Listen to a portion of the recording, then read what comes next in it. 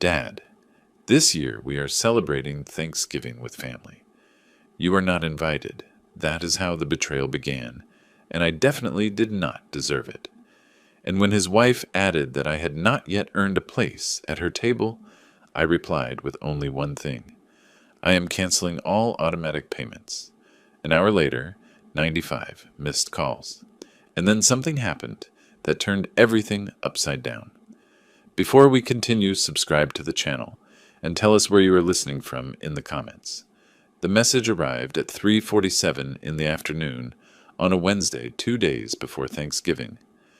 I was reviewing a client portfolio when my phone vibrated against the mahogany desk. I looked down, expecting confirmation about plans for Thursday dinner. Maybe Michael was asking what time I would arrive or what I wanted to bring. Instead, I read, Dad, this year we will celebrate Thanksgiving only with immediate family. You are not invited. I looked at the screen and read it again. The words did not rearrange themselves to make sense. My reading glasses slid down my nose as I leaned in as if proximity could alter the meaning. Only immediate family. I was his father. What could be more immediate than that? Before I could process it, another message appeared in the family chat. Linda's name appeared with that little typing indicator, and then her words materialized like a slap in the face. Maybe one day you will earn the right to sit at the table with us, William. Not yet. I felt a tightness in my chest. I set the phone down carefully, like someone setting down something fragile that might break if handled roughly. But I was not the fragile one. I was the one who had kept everything under control for 8 years since my wife passed away, leaving me submerged in guilt, trying to prove to my son that I could still be the father he deserved, despite his mother's absence. I picked up the phone again. I checked the chat history. I found the thread from 3 months ago where Michael had asked me if I could cover the mortgage just for a few months while he adapted to a new position. I found Linda's message from last spring about private school tuition, how it was an investment in their children's future, and was I not investing in my grandchildren's future? And I found my own answers, each one a variation of course. Done. Sent. Whatever you need. My fingers moved almost on their own, opening my banking app. I navigated to the recurring payments section and simply looked at the list. I looked at it closely, perhaps for the first time since I set it all on autopilot.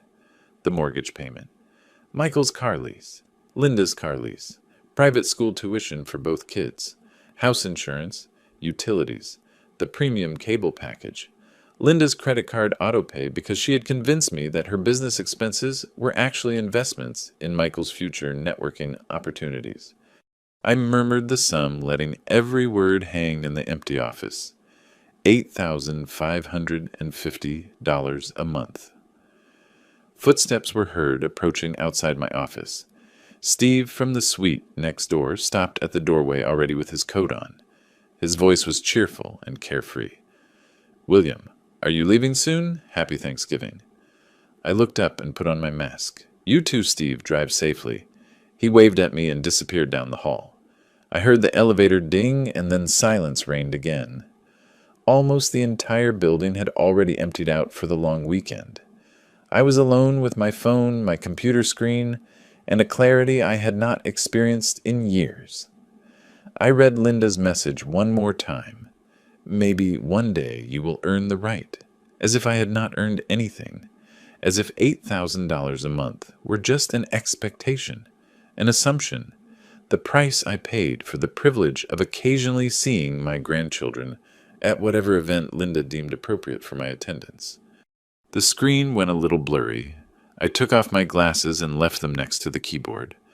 Without them, the numbers on my banking app became blurry and indistinct, but I did not need perfect vision to understand what I was seeing. I had been looking at this reality for years without seeing it.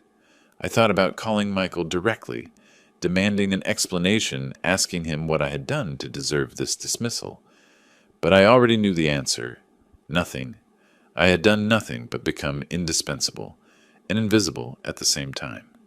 I was a checking account with a heartbeat, valuable only for what I could provide, and easily discarded as soon as I expected something as unreasonable as a seat at the Thanksgiving table. My thumb hovered over the bank app. The office was silent. Through the window I could see the sun descending toward the McDowell Mountains, dyeing the Scottsdale sky in shades of copper and amber, beautiful and indifferent. The city would keep moving whether I spent the day alone or surrounded by family who tolerated me for my wallet. I opened the family chat one more time, read the 2 messages again, and then slowly reviewed the list of payments in my banking app. Every entry represented a decision I had taken: compensation for not having been present enough when their mother was sick, for working too many hours when Michael was little. For every perceived failure, I tried to remedy with money, because money was something I understood, something I could control. I stared at the list until the numbers were burned into my vision. My voice came out lower than expected, absorbed instantly by the leather chair and the empty walls. You only want your immediate family. Let us see how immediate your bills are. My thumbs moved across the phone screen with a firmness that surprised me. The message I wrote in the family chat was brief, with nothing to suggest there was a negotiation on the table. Thanks for letting me know. I am canceling all automatic payments today. Have a good holiday. I read it twice. I changed nothing. I pressed send. The little check marks appeared confirming delivery. I saw them turn blue. Read receipts. Both Michael and Linda had seen it. I did not wait for a response. The option to leave the group appeared when holding down the chat name, and I tapped it without hesitation. A brief confirmation dialogue asked if I was sure. I selected yes. The chat disappeared from my screen. I opened my laptop next to the phone, positioning both devices so I could work on different platforms.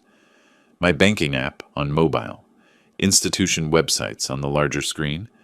I configured these payments methodically over the years. It seemed appropriate to dismantle them the same way. First, the mortgage, $3,200 scheduled to withdraw on the first day of every month. I navigated to my main bank's webpage, logged in, and found the recurring payments section. The entry was there with its little elegant active status in green. The cursor hovered over Cancel Scheduled Payment for about 3 seconds. Then I clicked. A confirmation dialog appeared. Are you sure you wish to cancel this recurring payment?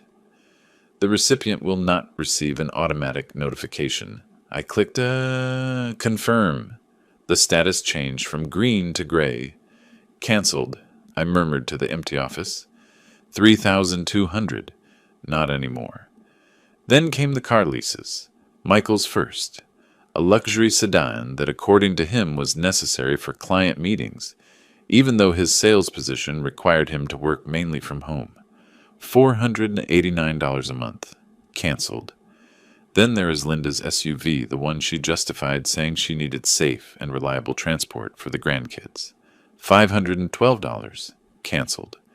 While I clicked on each one, I spoke softly, repeating Linda's words in the empty room. Maybe one day you will earn the right to drive these cars. Not yet. The private school tuition was next. $2,200 spread between 2 children. I withdrew them quarterly, but averaged them in my mental monthly calculation.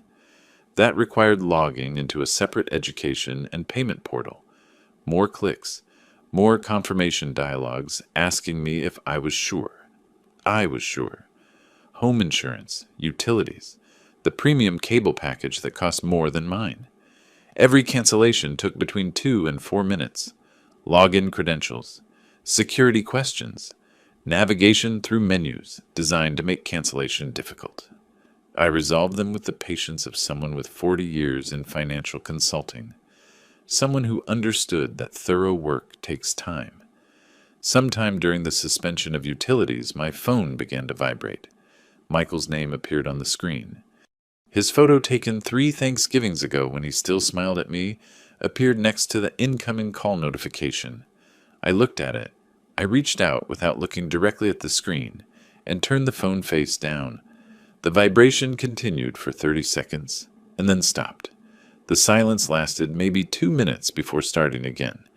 The same name, the same photo. I kept my eyes fixed on the laptop screen, clicking to cancel the automatic payment for the cable package. By the time I finished with Linda's credit card, the last item on my list, the one that had been silently accumulating her business expenses at an average of $900 monthly, my phone had gone through several cycles of vibration silence and restart. I closed the laptop with a quiet click that sounded loud in the silence of the office. The time on the screen read 7:52 in the evening. I had been working a little over an hour. Outside downtown Scottsdale had transformed into its nightlife ambiance. Restaurant patios were filling up. Lights illuminated the sidewalks. People were starting their holiday celebrations early. I gathered my things slowly, laptop in my shoulder bag. The phone I picked up and put in my pocket, still face down, vibrating intermittently. Coat from the hook behind the door. I locked my office, walked to the elevator, went down to the parking garage, and got in the car. The whole time my phone would not stop vibrating against my thigh, like a furious insect trapped in a web. The drive to my apartment took 20 minutes in moderate traffic. I lived in a new complex near Old Town, a 2-bedroom apartment that had seemed too big when I moved in after selling the family home, but now seemed perfect for a person who did not need to satisfy anyone's expectations. Inside, I left my bag on the entry table and finally took out my phone. The lock screen was a disaster of notifications. 95 missed calls. The messaging app showed 43 unread messages. I checked the call log. Michael, Linda, Linda, unknown number. Probably Barbara, alerted to the crisis and trying to mediate. Michael. I turned off the ringer completely and disabled vibration. I put the phone face up on my desk, where I could see the screen, light up silently with every new attempt. In the kitchen, I took a bottle of bourbon out of the cabinet, a bottle I had been saving for a special occasion that never materialized. Crystal glasses from the set I never used because I had no one to use them with. 2 fingers of liquid amber reflected the light over the sink. I took the glass to my living room window and left the apartment lights off.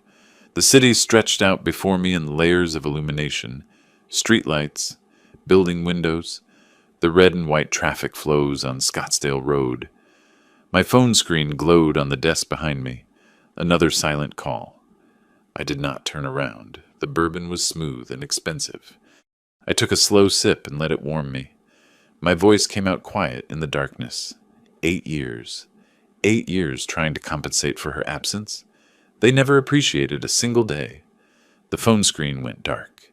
It remained dark for about 90 seconds, and then lit up again. Another call. Another attempt to contact the man who had just cut off their funding. I imagined Michael's panic, checking his bank notifications, seeing the canceled payments, and understanding what they meant. I imagined Linda's fury, her calculations about the bills coming due, her realization that her condescension had cost her more than anticipated. I took another sip and watched the city. Behind me, my phone kept blinking, silent and useless. Tomorrow was Thanksgiving. I would spend it however I wanted. Maybe I would cook something simple, or maybe I would go out. I would look for a restaurant serving dinner and sit at a table with strangers who owed me nothing and expected nothing in return. The glass of bourbon was half empty now or half full, depending on the perspective. I suppose that was the difference. Finally, I was seeing things from another perspective, not through guilt, obligation, or desperate attempts to make up for the past. Just seeing what was actually there. The phone lit up again behind me. I did not turn around. The city lights were much more interesting. Thursday morning, I woke up in silence. No phone buzzing, no emergency call. No crisis demanding my immediate attention, just the faint November sunlight filtering through my bedroom blinds and the distant hum of Scottsdale traffic. Most of the city was preparing Thanksgiving dinners. I made coffee. My dining table became my workspace. Laptop open, notepad on the right, pen parallel to the edge of the pad. Habits from 40 years of client meetings. I opened the property documents folder on my computer and started reviewing files I had not looked at in years. First opened was the sales contract for the house in North Scottsdale. I scrolled to the ownership section and highlighted the relevant passage with the cursor. Sole owner, William Marcus. No cosigner or rental agreement listed. I bought it 6 years ago as an investment property, a place where Michael and Linda could get settled while I covered expenses. The word temporary had been used frequently in those early conversations. Somehow, temporary had become permanent. I took notes on my notepad with precise handwriting despite the slight tremor in my fingers I had developed over the last year. Property acquired January 2018. Total price $485,000. Mortgage paid in full in 2021. Title deed in my name alone. Next came the vehicle leases. Both contracts open in separate windows on my screen. Toyota Highlander for Linda, leased March 2022. Lexus ES350 for Michael, leased August 2023. I read the fine print I had barely skimmed when signing. Primary lessee William T. Authorized driver Michael Clayton. The second vehicle did not even mention Linda. She drove it only with Michael's authorization. I murmured to the empty apartment. Sole owner, no cosigner, no rental agreement. It is cleaner than I remembered. My coffee had gone cold. I did not bother reheating it. Friday afternoon, I sat in the same chair. My laptop was open, and I set about researching in a different way. Real estate attorneys in Scottsdale. I read reviews, checked credentials, and compared lawyer listings. I have no personal contacts. I wanted someone who did not know my family, someone who would consider it pure business. The name Robert Chen appeared on 3 different recommendation lists. Real estate disputes, contract law, 15 years experience. His office was in Old Town, a stone's throw from the weekend art galleries Judith used to take me to before she got sick. I filled out his online consultation form and selected the first available appointment, Monday, December 2nd at 10:00 a.m. Click Send. The confirmation email arrived 30 seconds later. Saturday morning, I was reading in my bedroom when my phone chimed with the doorbell camera alert. I opened the app and saw Michael and Linda materialize on my screen, standing in the hallway in front of my door. Michael raised his hand to knock, a hesitant gesture, almost apologetic. Linda was behind him, arms crossed, moving her mouth as if giving instructions. I turned up the volume. Michael's knuckles touched the door. 3 soft knocks, not wanting to bother the neighbors. Linda's voice came through faint but clear. Louder, he is probably ignoring us. Michael tried again, a little louder. I watched from my armchair with the phone screen resting on my knee as my son performed the pantomime of reconciliation. Linda stepped forward, her face twisted in frustration. William, open this door. You cannot abandon your family just like that. Her fist pounded the door hard. Michael hunched his shoulders. He reached out and touched her arm. Maybe we should go. She shook him off. She pounded again. She screamed my name 3 more times, each repetition sharper than the last. I saw her face flush in the grainy camera image. I saw Michael glance nervously toward the elevator. I watched them stand there almost 10 minutes before Linda finally grabbed Michael by the elbow and dragged him down the hall. They disappeared from the frame. I heard the elevator ding through the walls. I put the phone down. I went back to my book. Sunday night. I was at the dining table sorting documents into folders when Barbara called. I stared at her name on the screen for several rings before answering. William, please. They are desperate. Her voice trembled.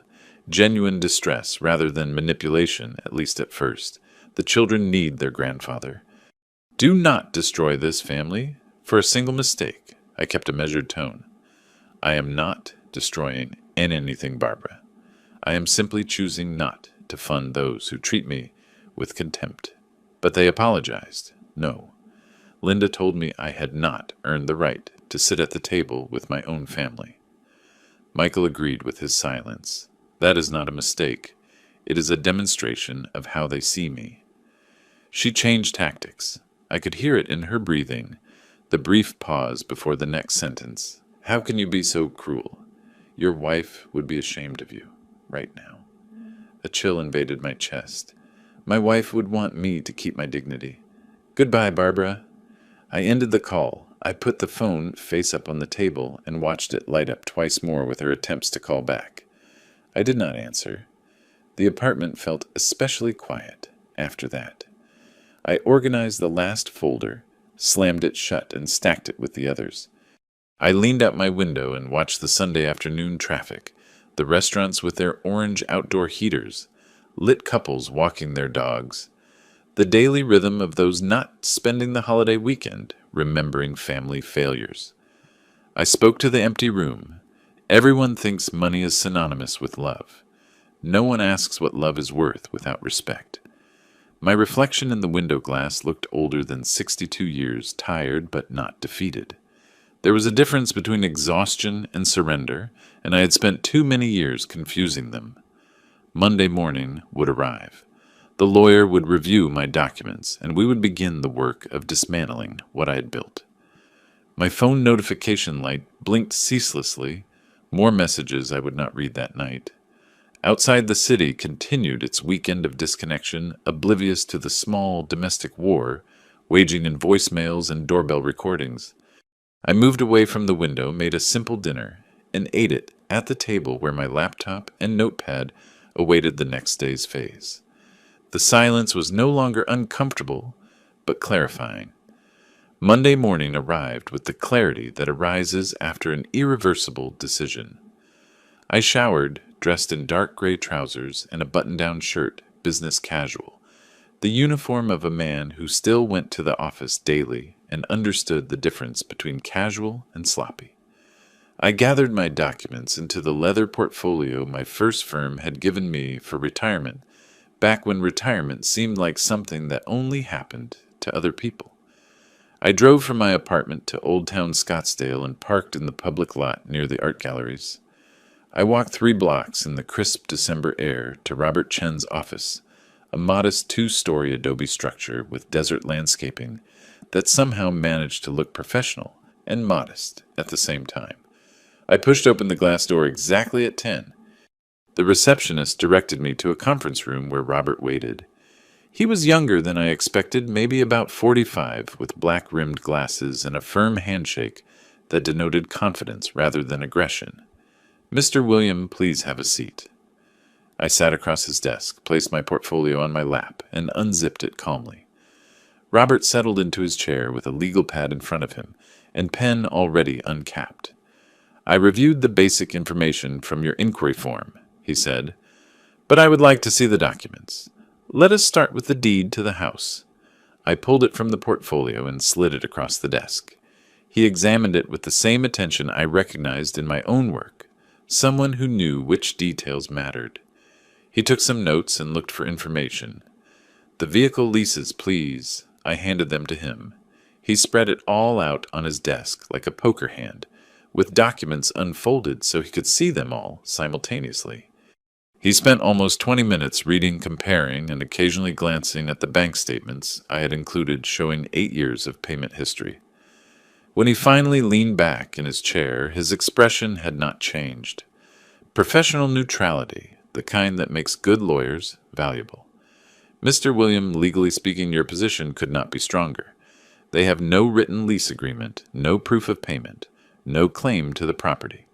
Arizona law is very clear on this." I spoke calmly. "How long will the eviction process take? 30 to 60 days if they cooperate. If they fight it, maybe 90. But they will not win. They will only delay. And the vehicles, you can rescind those lease agreements tomorrow if you want. They are in your name. The leasing company will take them back." He explained his strategy with the same methodical precision I used reviewing my own documents.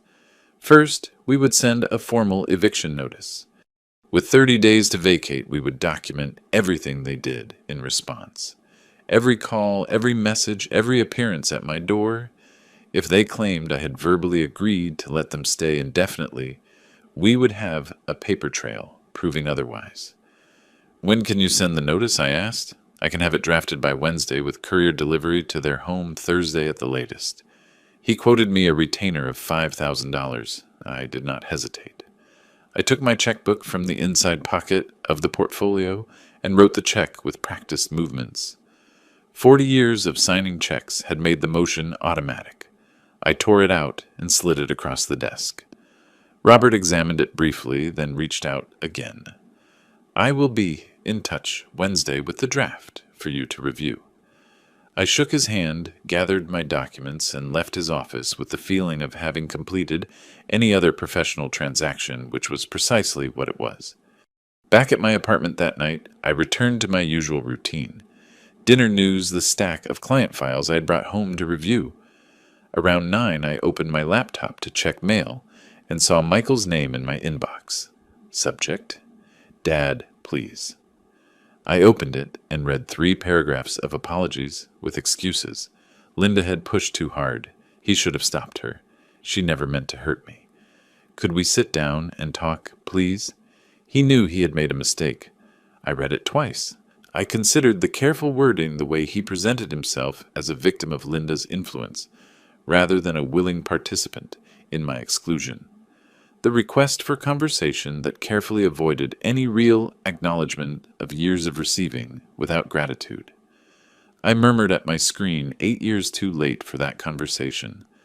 I moved the cursor to the archive button and clicked once. The email disappeared from my inbox. Wednesday passed quietly. Thursday afternoon, I was in my office reviewing my portfolio allocation when my desk phone rang, sounding like a thunderclap. "Mr. William, there is a man in the lobby claiming to be your son and requesting to see you. He is becoming disruptive." I looked at my computer monitor and switched the interface to the building security camera, a feature available to senior staff precisely for these situations. I selected the lobby camera. Michael appeared on the screen, pacing near the elevator. His gestures were jerky and agitated. The security guard stood between him and the elevators, professional but firm. "Should we call the police?" the guard asked over the phone. I saw Michael raise his hands. I saw his mouth move as if he were shouting. I saw him point at the elevators, at the guard, and back at the elevators. The desperation was visible even through the grainy camera image. "No," I said, "just escort him out. Do not let him back in." I stayed on the security feed after hanging up. I saw 2 guards approach Michael.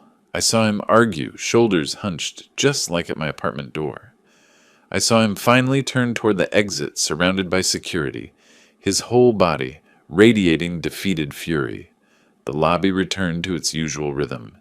People entering, leaving, crossing toward elevators, undramatic. I went back to my portfolio allocation spreadsheet and spoke softly to my empty office. "You wanted to exclude me from the table, Michael. Welcome to the same feeling." My phone showed no new messages. The workday continued its usual course. Outside my window downtown, Scottsdale went on normally. The lunch crowd dispersed. Afternoon meetings began the city indifferent to small family catastrophes. I returned my attention to the numbers on the screen. Asset allocation risk assessment. The comfortable language of a profession with meaning where value could be calculated and consequences predicted. Not like family where 8 years of payments and gifts earned you only contempt and a Thanksgiving exclusion. The office was quiet, professional, mine. I closed the portfolio file and opened the next one. Monday morning arrived with the weight of inevitability. I was at my desk reviewing a client's portfolio, rebalancing it when my phone chimed. Text from Robert Chen. Notice delivered. Signed at 10:47 a.m. The 30-day period begins today. I read it twice. I saved a screenshot in the folder I created specifically for this process. Legal documentation. December 2024. I returned to the spreadsheet on my screen. The portfolio needed attention. Mrs. Henderson was 73 years old and risk-averse. Her investment had drifted too far into equities. I took notes on possibly transferring 15% to municipal bonds. My office phone rang 40 minutes later. Michael's number was on the caller ID. I answered, expecting his voice. Instead, Linda exploded over the speakerphone. "You cannot do this. It is illegal. We have rights. You are a cruel old man, and we will sue you for everything." Her words tripped over each other, fury and panic mixed in a shrill sound. I held the phone slightly away from my ear, waiting for her to stop to breathe. When she finally did, I spoke calmly. "Everything is legal. Speak to your lawyer." I pressed the red button. The line cut. I opened my contacts list, found her number, selected block. A small dialogue appeared asking if I was sure. I confirmed. Her number disappeared from my available contacts. The rest of Monday passed without incident. Client calls, portfolio review, a lunch with a prospective client consolidating retirement accounts. Normal work, the kind that had sustained me for 4 decades. Numbers made sense. Risk was calculable. Consequences followed predictable patterns. Tuesday and Wednesday continued the same way. I heard nothing from Michael or Linda. I assumed they were consulting their own lawyer, finding out what Robert had already told me. Contesting this would be expensive and futile. Thursday afternoon, I was reading at home when the doorbell rang. Not the camera alert that sounded when someone approached the building entrance, but the doorbell to my apartment door. I checked my phone camera. Barbara was in the hallway, alone. She looked tired, sad. She raised her hand to knock again. I hesitated to leave her there, letting the camera record another failed contact attempt, another piece of documentation for the file Robert was building. But it was Barbara Judith's mother, a woman who held my hand at the hospice even when she knew I had not been good enough. I opened the door. I opened it. "Hello, Barbara." She looked at me with red-rimmed eyes. "Can I come in, please?" I stepped aside. She entered, and I gestured to the sofa. I sat opposite her. The coffee table separated us like a negotiation barrier. Maintaining intentional distance, she sat with her purse clutched in her lap, hands working the leather strap. "William, please. The children, Emma and Jack, will lose their home right before the holidays." Michael made a mistake. "Yes, but families forgive. Do you not remember how much your wife valued family?" I let her speak. I listened as she went through every argument I expected. The grandkids would suffer. Michael was sorry. We all make mistakes. Family was supposed to be forever. For almost 2 hours she sat there twisting a tissue into shreds. Her voice alternated between pleading and reasoning. I remained in the armchair, hands resting on the arms, posture upright but not rigid, attentive, impassive. Finally, she resorted to her last weapon, the one I knew was coming. "It would break your wife's heart to see this. She wanted you to be the bigger person, to forgive." I leaned forward and spoke with serene intensity. "My wife would want me to maintain my dignity, Barbara. She did not want me to be an ATM. Love does not look like this." But Michael, he did not mean it. He showed me exactly what I meant to him. A source of income, not a father. There is a difference between family and those who exploit you. She stood unsure. Her face was wet. "I cannot believe you are doing this." I walked her to the door. I did not hug her or comfort her. I opened the door and nodded once. She stepped into the hall, and I closed the door carefully behind her. The apartment fell silent again. I went back to my chair, picked up my book, and tried to find the page I was on before the bell rang. At first the words made no sense. My eyes scanned the sentences without absorbing the meaning.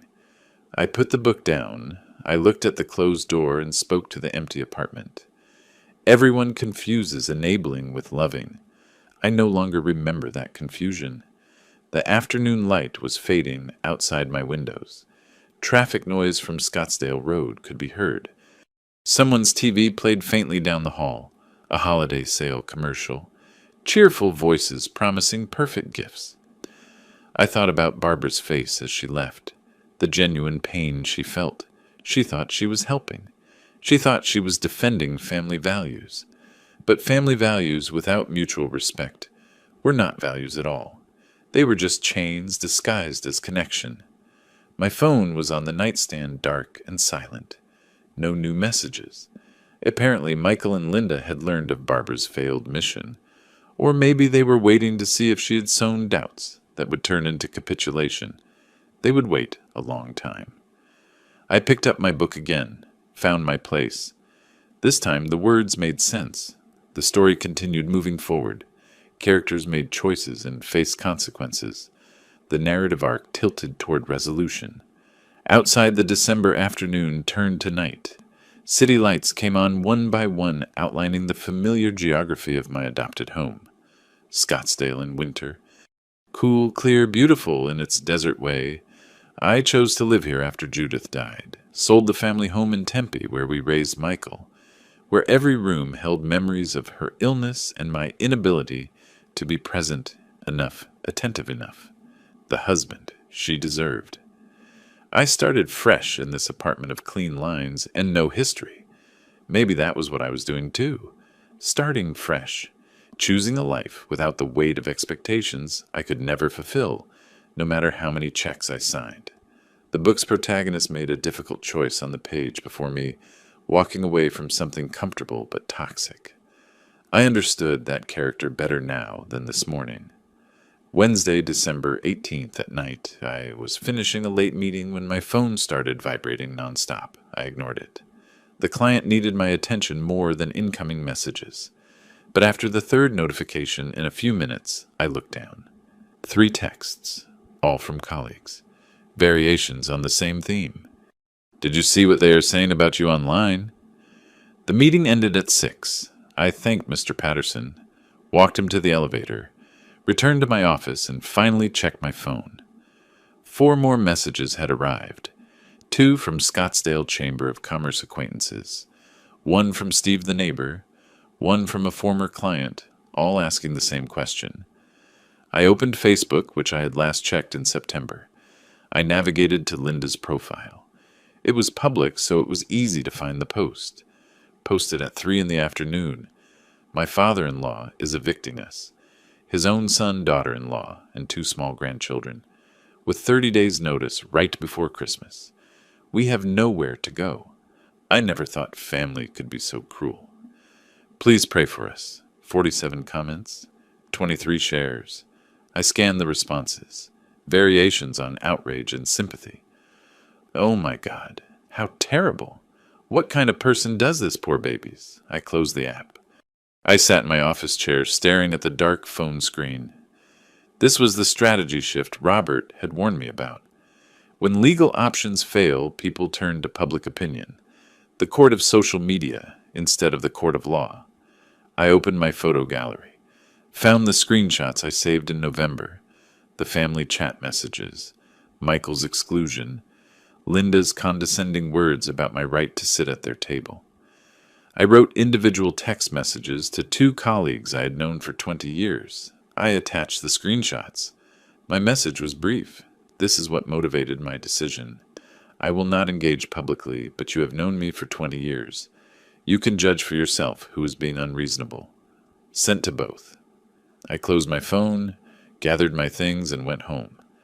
I did not reply to the other messages. I posted nothing. I did not dignify Linda's performance with a rebuttal. Those who knew me would form their own judgments. Those who did not know me could believe whatever narrative was most emotionally satisfying to them.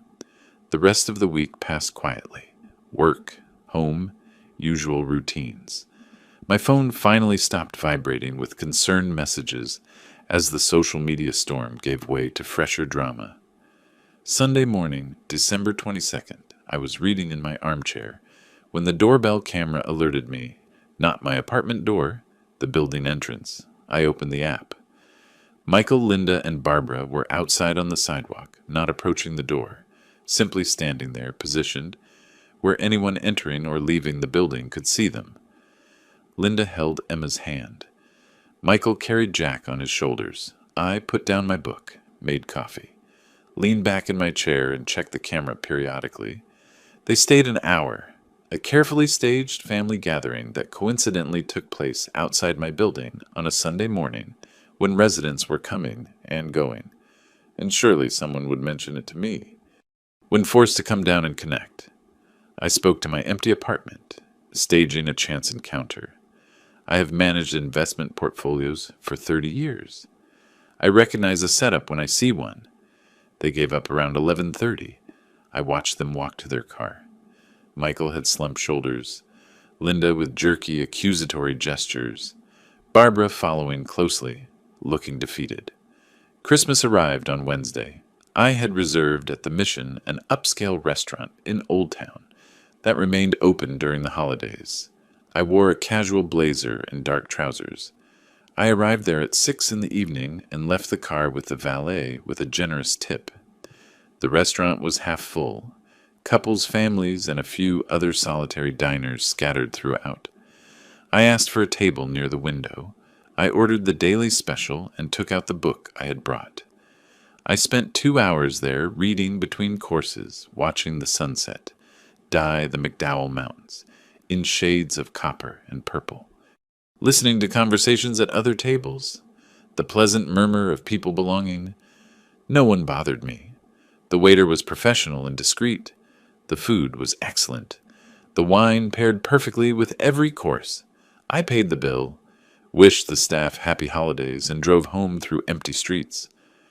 Almost all of Scottsdale was inside, with family. The city felt quiet, clean, mine. Back at my apartment, I changed into comfortable clothes and settled on the sofa with a documentary about the Apollo program. Something about men who left Earth, traveled to the moon, returned, and were changed. My phone rang around 10. Message notification. I picked it up, expecting a holiday greeting from a colleague. Instead, I found a photo from Linda's number. Emma and Jack were sitting on a sofa, both looking sad. Artificial sadness, the kind children perform when adults ask them to look sad for a photo, but sad nonetheless. The caption, "Asking why Grandpa does not love them anymore." I felt a tightness in my chest. It was the first real pain I felt since Thanksgiving. Not for Michael or Linda. For those two children being used as weapons in an adult war they could not understand. My thumb hovered over the keyboard. I could write something. I could try to explain. I could tell them it was not about them. It was not about love. It was about boundaries, respect, and consequences for cruelty. But explaining it to Emma and Jack meant interacting with Linda. It meant opening a door I had deliberately closed. It meant giving her what she wanted. It was proof she could still reach me, that she could still manipulate me with guilt and her grandchildren. I stared at the photo for a long time. Then I deliberately locked the phone screen, turned it face down on the coffee table, spoke quietly to the empty room. "I'm sorry, Emma. I'm sorry, Jack. But this is not about you." The documentary continued on my TV. Engineers solving impossible problems. Astronauts learning to walk on a surface where no human had walked before. Men making difficult decisions in unprecedented situations. The phone remained face down. Silence. Outside. Christmas night loomed over Scottsdale. Families opening gifts. Eating leftovers and arguing about whose turn it was to load the dishwasher. Normal domestic rhythms in normal domestic spaces. I had chosen something different. I had chosen boundaries over belonging, dignity over dysfunction, but choosing did not make it painless. The documentary ended. I turned off the TV, sat in the dark apartment watching city lights through the window. The same view I had seen the night I canceled all payments. The same moment of recognizing what I had become. Convenient, disposable, valued only for what I offered. The phone remained face down. The photo went unanswered. Tomorrow would be December 26th. 15 days left until the eviction deadline. 2 weeks for Michael and Linda to find another place to live. Pack their belongings. Adapt their children to a new reality. Part of me wondered if they were really looking for housing, or if they still counted on breaking my resolve, still believing that given time the right manipulation would work, the right emotional leverage would make me cave. They did not understand what they had done that Wednesday before Thanksgiving. They did not grasp that the cruelty had not been the rejection itself, but its casualness.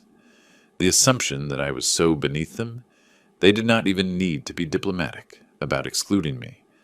That kind of contempt could not be fixed with apologies, photos of my grandkids, or social media campaigns. I picked up the phone one more time.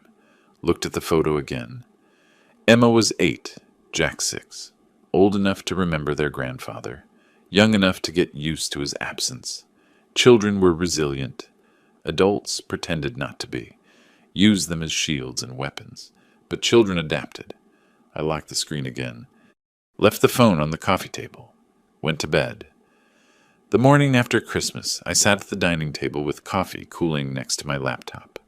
The photo of Emma and Jack was still on my phone, but I had not looked at it again. Manipulation was manipulation no matter how many 8-year-olds recruited. I opened the folder where I kept the vehicle leases, found both contracts, Toyota Highlander and Lexus ES. Read the termination clauses I highlighted in December. The primary lessee could cancel with 7 days written notice. Vehicles must be returned or subject to repossession and penalties. I drafted 2 emails, one to Toyota Financial Services and another to Lexus Financial Services, both almost identical. Formal lease termination, effective immediately, per section 12.4 of the contract. ID attached. Account verification attached. Click send on the first. Click send on the second. Confirmations arrived within 30 seconds. Forwarded both to Robert with a brief note. Phase 2 initiated. Vehicles will be retrieved January 3rd as stipulated in contract.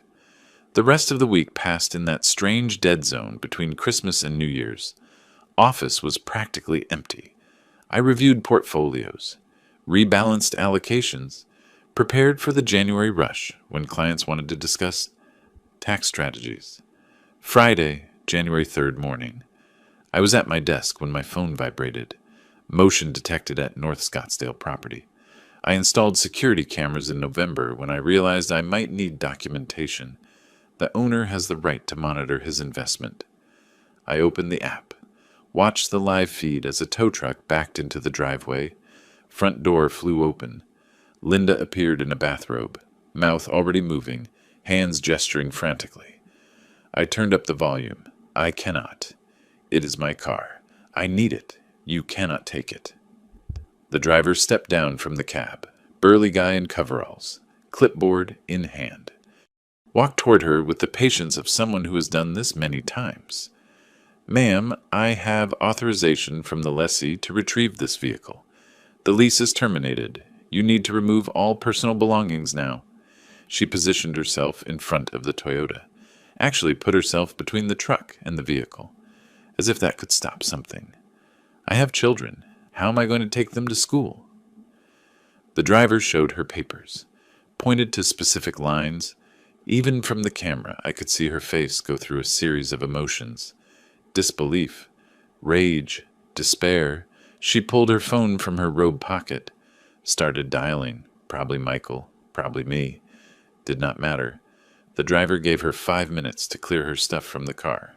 Watched her throw doors open and pull out random objects, a sweater, some toys, a reusable grocery bag. Then he winched the Highlander onto the flatbed and drove away.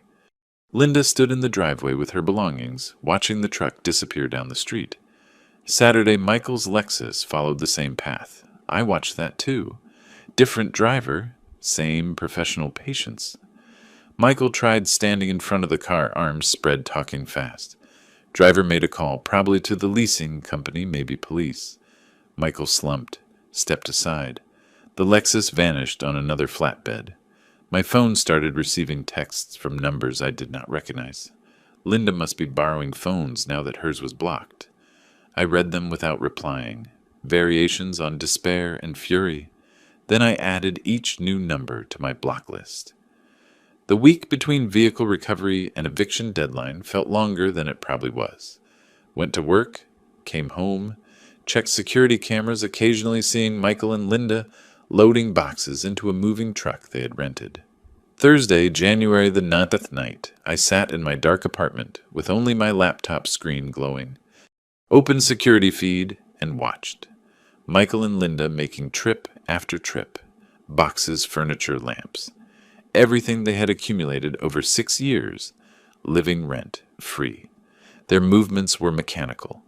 Exhausted, they did not seem to speak to each other. Around 9 p.m., the U-Haul finally pulled away from the curb. Michael driving, Linda in the passenger seat, both staring straight ahead through the windshield.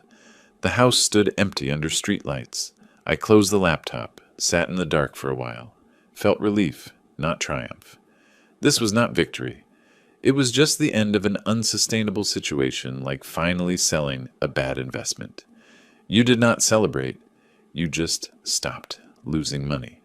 Friday morning, I drove to the North Scottsdale house, used my key to open the front door. Sound echoed in the empty space.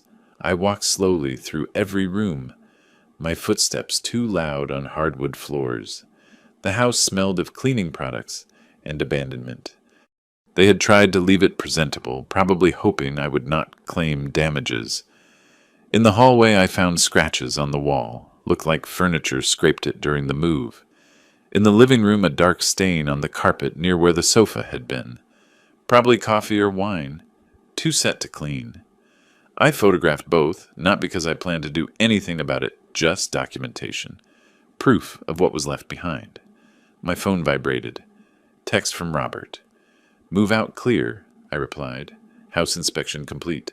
Minor damages noted. What is next step?" His reply was quick. "Document everything but do not pursue financial claims. It will look petty and vindictive. You have already made your point. Let them go." I read it twice. He was right. Chasing them for a carpet stain and wall scratches would ruin everything. Make it look personal instead of principled. Understood. Proceeding with next steps. I took one more walk through the empty house. Looked out back windows at the small yard they never maintained. Checked the garage where Michael's Lexus used to park. Everything hollow, clean, ready for the next chapter. Locked the front door. Stood for a moment in the driveway, keys in hand. They lived here 6 years. Never paid rent. Never maintained the property. Never acknowledged the gift they were given. Got in my car and drove back to my apartment. The house would sit empty for now. Robert had advised waiting a few weeks before listing it, let the dust settle. But eventually I would sell it, close that chapter completely. Ensure Michael and Linda understood there was no going back. January sun was bright and cold. Traffic flowed smoothly on the way home, past people walking dogs, jogging, living their normal Friday lives. Mine was normal now, too, or would be once I finished what I started. Parked in my building garage, took the elevator up, opened my apartment door and walked into the quiet space that was mine and no one else's. No one expecting money. No one sending manipulative texts. No one weaponizing children. Just silence. Clean and simple. Made lunch. Answered some work emails. Spent the afternoon organizing tax documents for my accountant. A normal life. The kind I had been funding for others while neglecting my own. Not anymore. A week after move-out, I was at my desk reviewing my monthly budget when something caught my eye. The automatic withdrawal section was almost empty. Mortgage payment canceled. Car leases gone. Insurance premiums vanished. Tuition deleted. Opened a spreadsheet. Ran the numbers. $8,550 monthly. Staying in my accounts now. Updated my retirement projections. Watched the compound interest calculations adjust upward. Satisfying. In a purely mathematical way. Third week of January. My phone rang. Michael's number. Almost let it go to voicemail, but something made me answer. Linda's voice exploded over the speaker before I could say hello. "William, please, I am begging you. Forget everything else. Just pay for the kids' school. Emma and Jack did nothing wrong. They need their education. We cannot afford the third term without you." I let her finish, her voice sped up with panic, words tripping over themselves. When she finally paused for breath, I spoke calmly. "You told me I did not deserve a seat at your table. Why should I pay for their education?" I pressed the red button. The silence that followed felt appropriate. That night, my credit monitoring app sent an alert. Michael's name appeared in the notification. We had connected years ago when I added him as an authorized user on one of my cards, a connection that still showed linked accounts. His credit score had dropped 118 points. Collection activity detected. I reviewed the details without doing anything.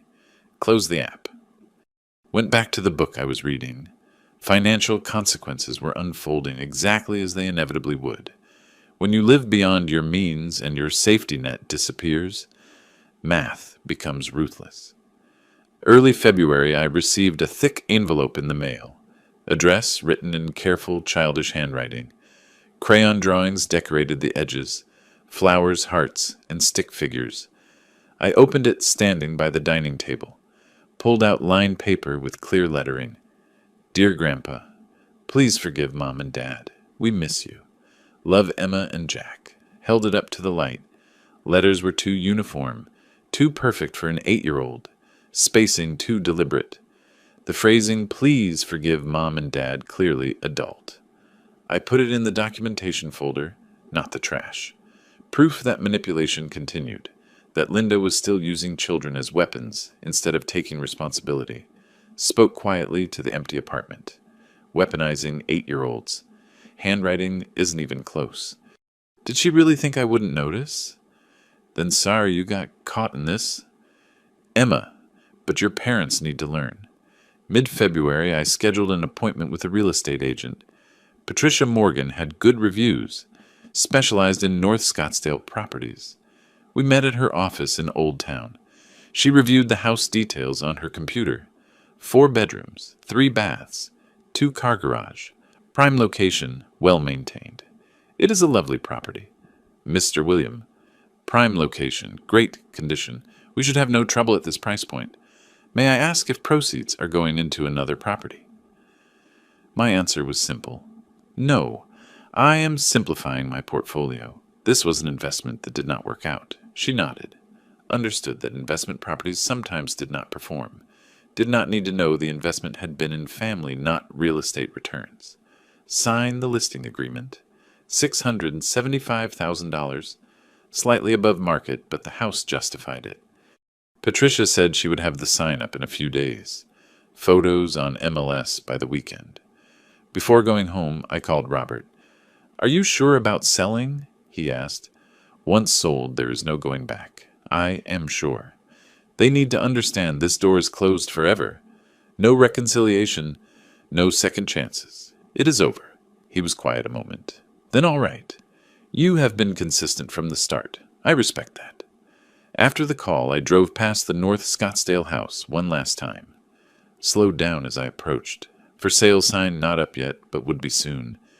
Patricia had promised Monday. House looked empty, abandoned. Even from the street, you could tell life no longer lived there. Grass needed cutting. Blinds open to empty rooms. Driveway where 2 vehicles used to park was bare concrete. I did not stop, just slowed down. Noted details, kept driving. That night, I sat in my apartment windows open to the February chill. City sounds drifted up, traffic, distant conversations, music playing, normal urban life. My phone lay on the coffee table, dark and silent, no desperate calls, no manipulative texts, no photos of sad grandkids. Linda had either run out of strategies or finally accepted nothing was going to work. The math of their situation was brutal and simple. Michael made $75,000 a year. After taxes, about $4,700 monthly. Their rent in Mesa was $1,600. Add utilities, food, gas for Michael's commute, basic insurance, phones. $3,500 in fixed costs, minimum. Left $200 monthly for everything else. No private school, no luxury cars, no lifestyle they had grown accustomed to. And now collection agencies were calling about her credit card debt. $8,500 they could not pay. Credit scores plummeting. Future loans would cost more. Future rentals would require higher deposits. The cascade of consequences had its own momentum now. I was not forcing anything. Just watching gravity act on a structure I had stopped propping up. Thought about Emma and Jack. Hoped they were resilient. Hoped Mesa public schools treated them well. Hoped they eventually understood their parents' choices created this, not their grandfather's boundaries. But that was years away. For now, they were confused kids wondering why everything changed. That part did not feel good, never would. Children were casualties of adult dysfunction, always had been.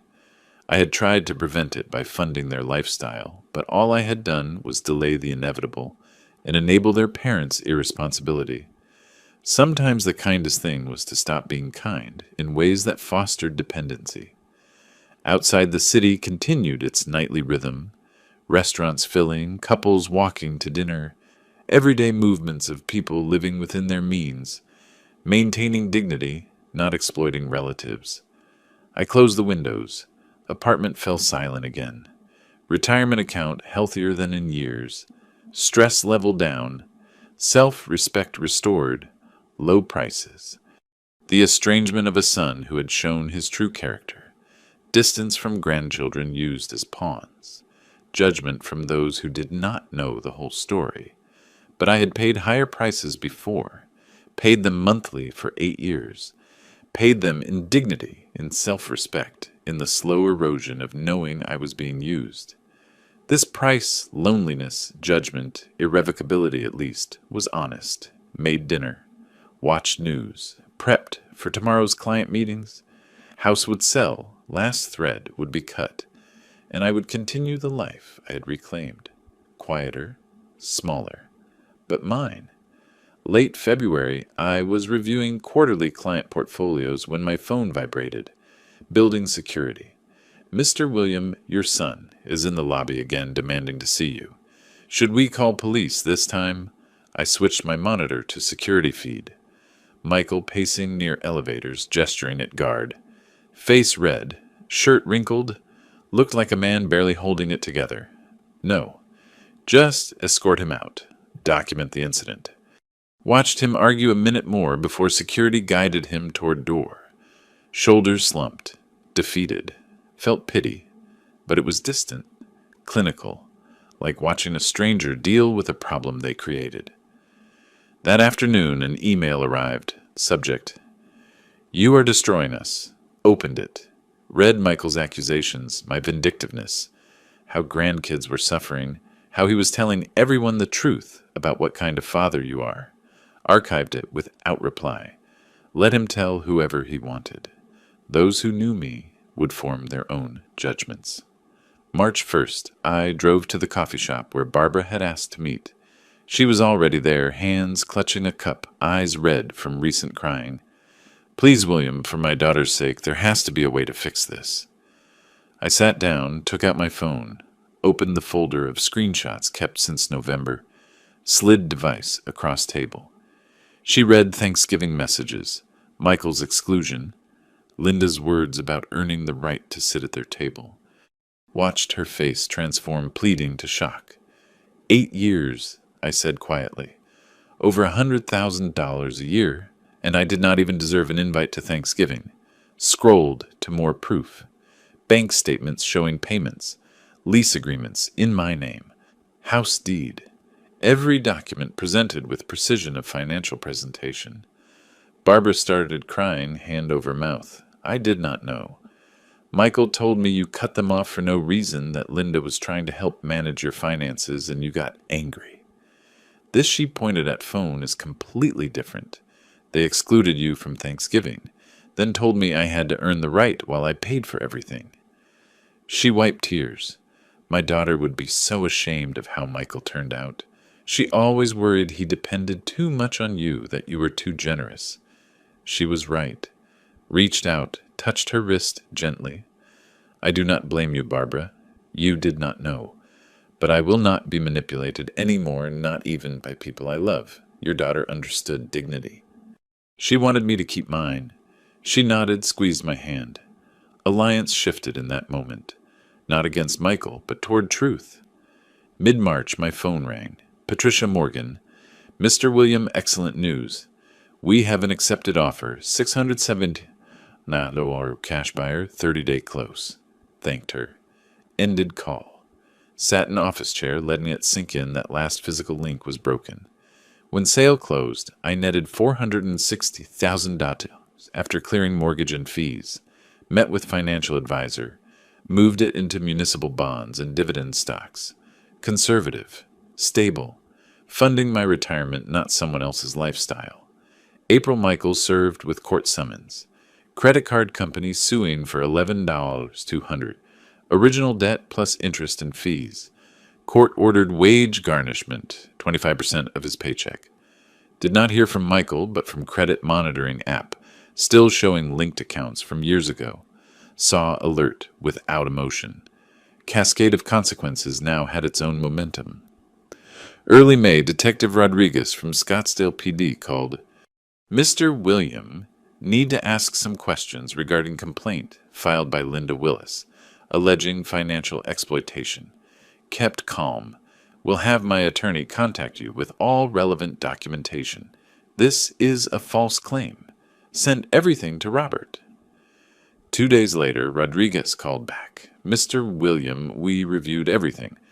No investigation needed. Sorry for disturbance. False police report destroyed whatever shred of sympathy remained for Michael and Linda. Filing official reports with demonstrable lies was not just desperate, it was destructive. People who had been neutral now understood who was really in the wrong. Robert called after. Filing false police report was serious error on their part. She has put her dishonesty on record. If they try anything else, we can file harassment charges. Let it go, I said. They are destroying themselves without my help.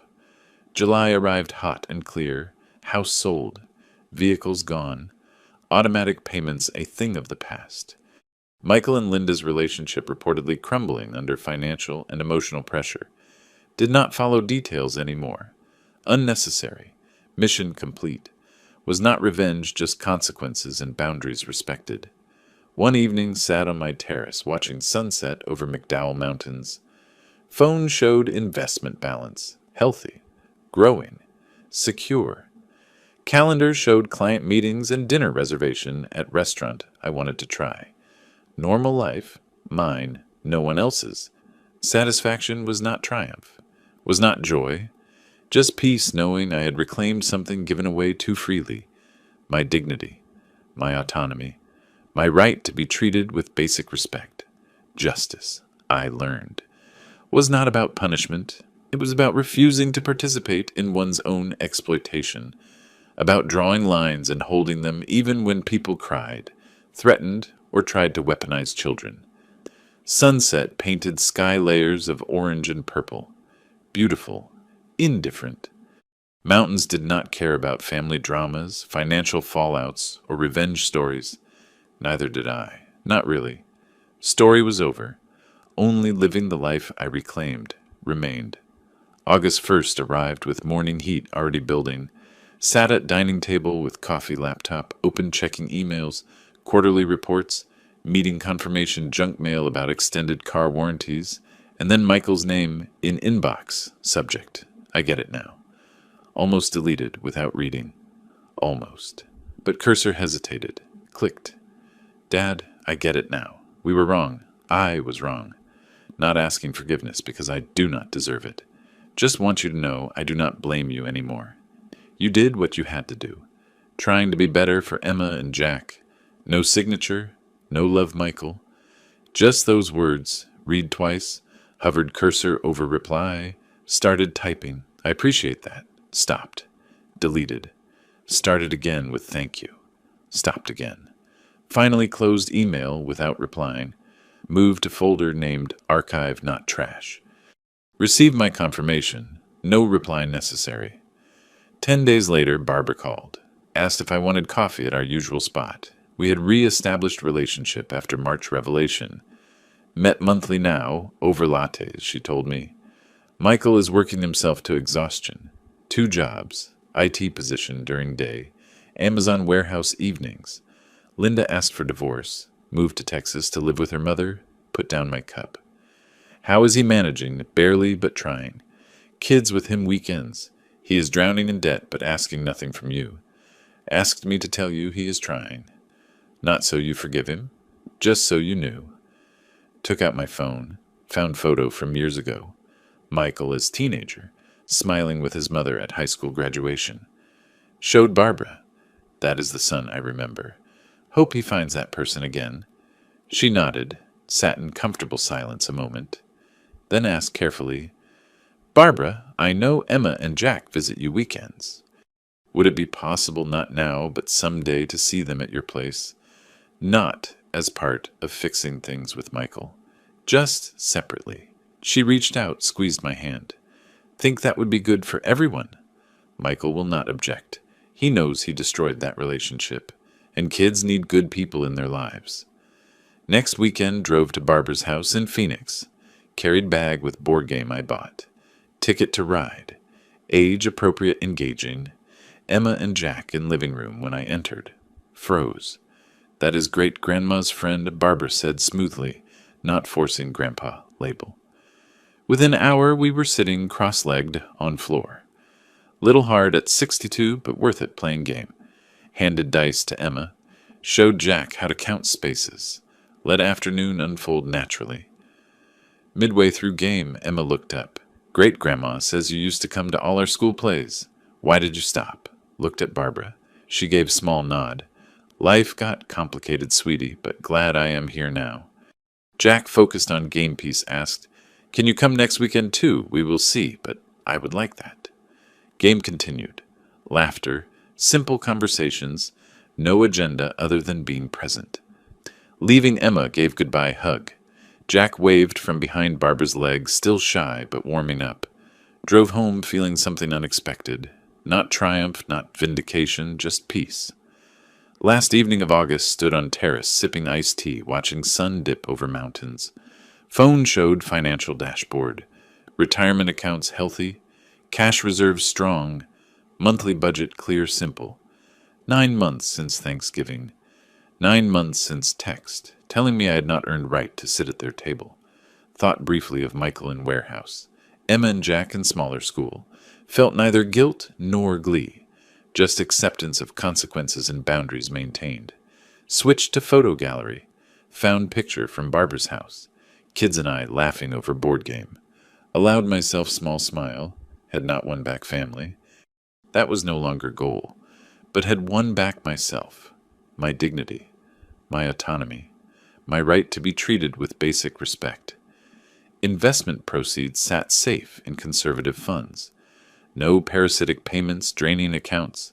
No manipulative texts arriving at midnight.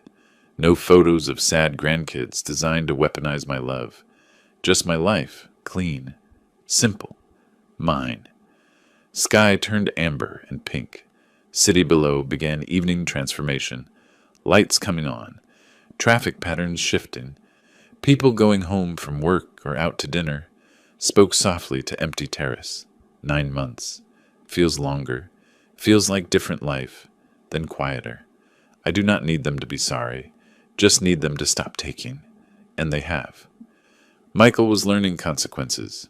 Working 2 jobs. Managing debt. Parenting virtually alone after Linda jumped ship. Same single parenthood I experienced after Judith died. Though mine by death, not choice.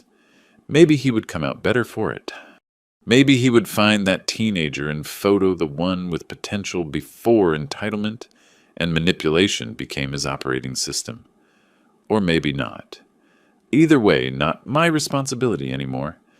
Had given advantages, education, support, free housing, vehicles, tuition. They transformed them into expectations, rights, then used them as weapons when I failed to meet expectations. Sunset deepened. Mountains turned purple in fading light. Hawks circled on thermals, riding air with natural grace. Had spent 40 years building financial security. 8 of those years hemorrhaged money into Michael and Linda's lifestyle, while they treated me with contempt. Now bleeding stopped, wound healing, scar tissue stronger than original skin. Phone vibrated. Barbara texting. Kids asked when you were coming back. "Are you working next Saturday?" Replied. "We'll be there." Put phone down. Watched last sliver of sun disappear behind mountains. Sky burned brilliant orange, then faded to deep blue. Justice was not revenge, not punishment, was not even about being right, was simply refusing to fund your own disrespect, drawing boundaries, maintaining them, living on own terms, even when those you loved tried to dictate them through manipulation and guilt. Had drawn those lines, held them, reclaimed my life. Terrace cooling now. Evening breeze carried scent of desert sage and distant mesquite. Inside apartment waited. Quiet, organized, peaceful. Tomorrow, client meetings. Portfolio review. Maybe lunch with colleague. Normal life. Kind I had been too busy helping others live to fully inhabit myself. Finished tea. Picked up phone. Took one last look at photo of Emma and Jack laughing over board game. Then turned and went inside, closing terrace door. Sunset continued, without me. Beautiful, indifferent. Exactly as it should be. If you liked this story, hit like on the video. Subscribe to the channel, and share your thoughts in the comments. To hear the next story, click the box on the left. Thanks for watching.